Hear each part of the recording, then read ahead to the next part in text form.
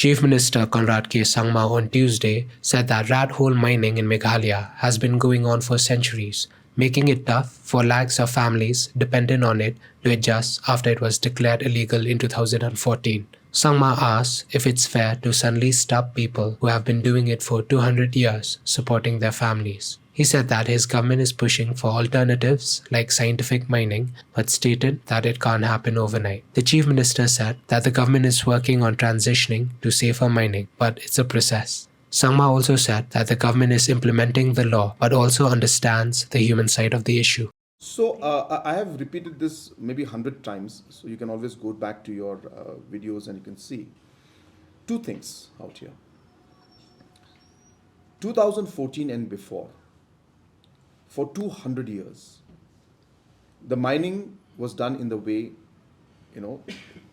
rat hole mining or tunnel mining, whatever you call it. And lakhs and lakhs of families were involved in this. And suddenly you come and say that, oh, the same thing which was okay and legal for 200 years is from tomorrow illegal. Obviously, it's a big shock to everybody and the people, and especially the miners. So therefore, it takes time for them to come out of that mode where livelihood is dependent, their lives, the families are dependent on that, other businesses are dependent on it. And therefore, it's not a very simple thing.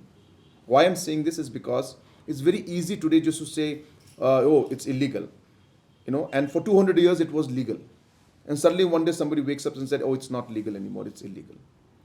Question is it fair for the person who is on the ground, earning his or her livelihood and supporting his or her family, and suddenly saying that it's illegal tomorrow? But whatever it is, it was done. Now, in that whole process, all the government machinery, police, legal, everybody has been involved, the judiciary has been involved, trying to implement this mandate that was put in, which, as I said, is very complicated, keeping in mind the history of 200 years. So to answer to your question is very simple, is that whenever there have been cases where we have been given information about facts that illegal mining has been happening, the government has acted. Thousands of cases have been filed, thousands of charge sheets have been done, and many, many actions and fines have been made. Many mines have been closed down. So action is happening. But as I said, one has to remember and realize and that this thing that we call illegal was legal before, and suddenly one day just to get up and it says illegal. It is not so simple for people to just simply go away. For livelihood to be sustainable in the long run, alternatives have to be given to people. Now, if you want an alternative to mining, then you have to come up with scientific mining. Now, that process is on now.